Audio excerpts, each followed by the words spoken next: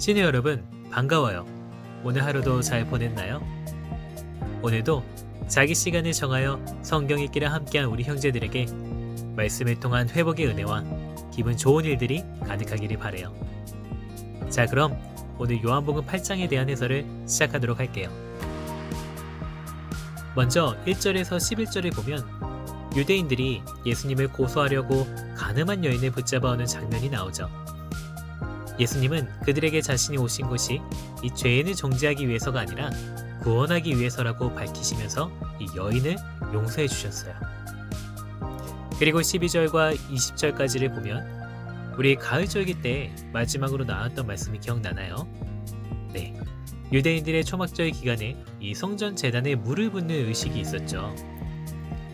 이때 그 성전뜰에 횃불을 밝히는 행사도 있었는데 예수님은 이 초막절에 자신이 이 세상의 빛이라고 선포하셔서 초막절의 완성자로 오신 것을 밝히시는 장면이에요. 그리고 21절부터 30절까지에서는 이런 예수님을 오해한 자들을 향한 어떤 신적인 정체성을 드러내시면서 바로 내가 그다! 라고 말씀하셔서 구약의 여호와 하나님과 동등한 분이심을 밝히셨어요. 이어서 31절에서 47절까지는 예수님의 말씀을 듣고 그를 믿은 많은 사람들에게 참된 믿음에 대해서 말씀하세요. 그 믿음은 말씀 안에 계속 거하면서 그 말씀을 지키는 제자도로 연결되는 건데요. 우리가 앞으로도 되어야 하는 모습이에요. 그리고 마지막으로 48절에서 59절까지는 예수님을 믿은 유대인들은 예수님이 바로 아브라함이 기다리던 메시아이며 영원히 계시는 하나님이시라는 사실을 용납하지 못하고 예수님을 향해 돌을 던지려고 할 때 예수님이 성전에 나가시는 그런 장면으로 이 8장이 마무리가 되죠. 자, 그러면 좀 더 구체적으로 우리 같이 주요 말씀들을 한번 살펴보도록 할게요. 6절부터 9절을 보세요. 예수님은 가늠하다 붙잡힌 여인을 정죄하는 사람들에게 먼저 자신의 잘못을 보게 하셨어요. 다른 사람의 죄를 고발하는 자들의 삶과 마음속 깊은 그 어두움을 보게 하셔서 그들의 양심을 깨우쳐 주신 것이죠.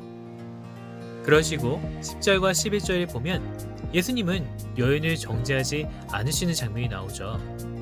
죄에 대한 변명을 요구하시거나 이 죄책감을 불러일으키는 어떤 책망도 하지 않으시고 오직 용서로 그녀를 새롭게 하셨어요. 여러분, 우리 주님께서는 우리에게도 우리가 이전에 지은 죄를 더는 문제 삼지 않으시고 다만 순결한 의의 옷으로 갈아입도록 요청하고 계세요.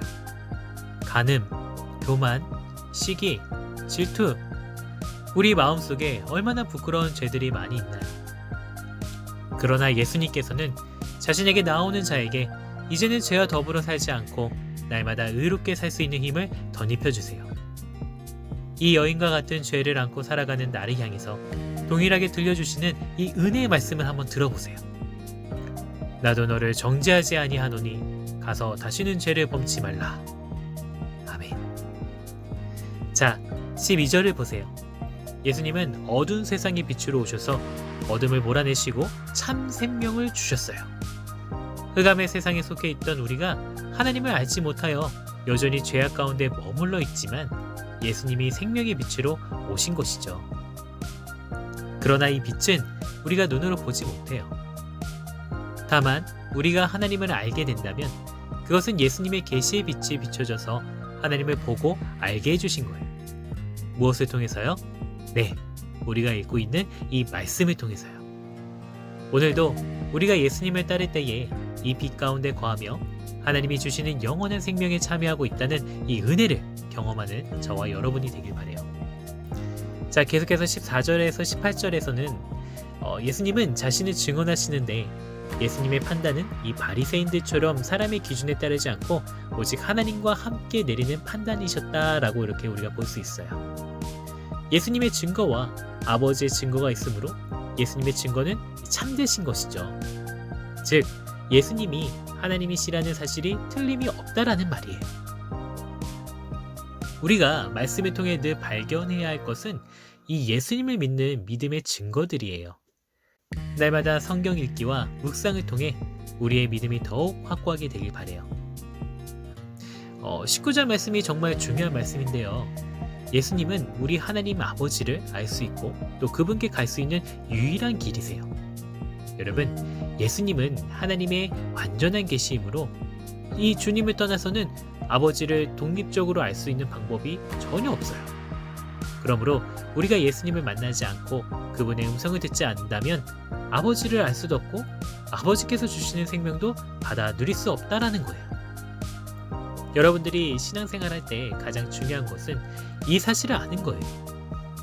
점점 이것이 우리 삶에 더 구체적이고 실제가 될 수 있기를 바라요.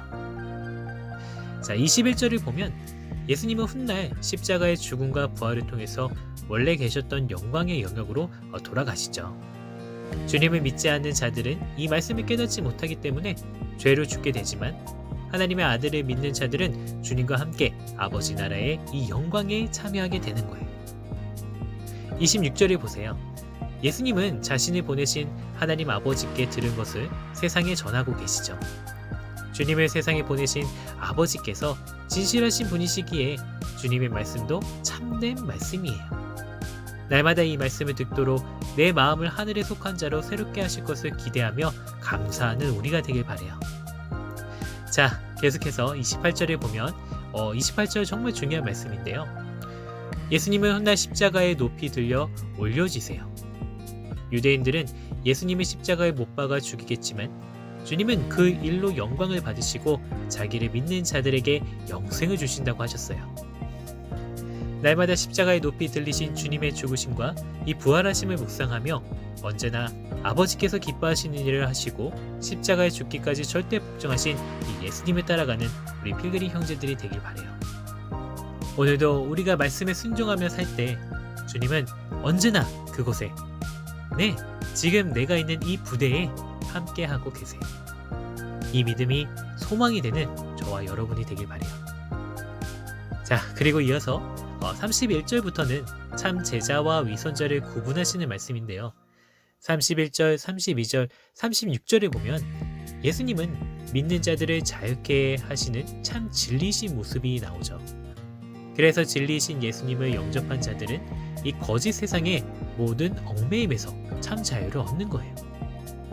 여러분, 이것은 단순한 어떤 정치적 자유나 독립이 아니라 하나님과 깊이 화목하고 일치되어서 죄와 죽음에서 자유케 되는 것을 말하는 거예요.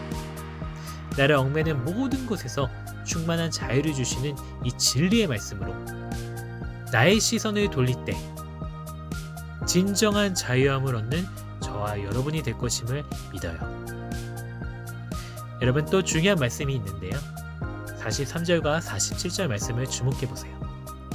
여러분, 우리가 말씀을 읽고 듣는 데 있어 예수님이 말씀하신 그대로 우리는 받아야 하는데요. 말씀을 들어도 깨닫지 못하는 것은 하나님에게서 나지 않았기 때문이다 라고 지금 말씀하시죠. 여러분, 위에서 오는 성령님의 역사가 아니고서는 하나님의 말씀을 이해할 수 없어요.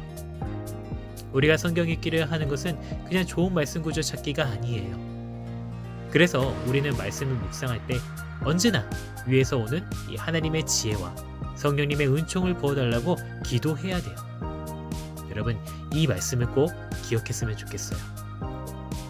48절에서 50절을 보면 예수님은 유대인들에게 가진 오해와 멸시를 받으면서도 말씀을 증거하시고 아버지와의 관계를 설명해 주세요. 예수님은 자신의 영광을 구하지 않고 오직 아버지의 판단을 믿으셨기 때문이에요. 자, 이어서 51절을 보면 예수님의 말씀을 지키는 자들에게 영원히 죽음을 보지 않게 해주신다고 약속하시죠. 여러분, 말씀을 통해 지금 우리가 주님과 만나는 것은 이 시간을 초월한 교제에 들어가는 거예요.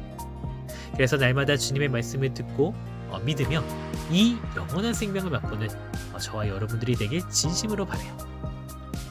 자, 이후 말씀들은 계속해서 예수님이 누구신지를 증명해 주시는 장면이에요. 어떤 얄팍한 지식적인 수준의 신앙은 이 참 신앙과 대조되는 모습인데요. 사람들이 예수님을 어떻게 말하든 상관없이 신앙의 기준과 가치를 명확히 하고 예수님만 바라보는 내가 되기 위해 나는 어떤 마음을 가져야 할까 고민해보는 그런 시간을 가져보길 바라요. 자, 이렇게 오늘 요한복음 8장을 읽어보았어요. 신우 여러분 정말 수고 많았고요. 오늘 하루도 잘 마무리하고 내일도 힘차게 기분 좋은 하루가 되길 바래요. 네, 샬롬. 내일 또 봐요.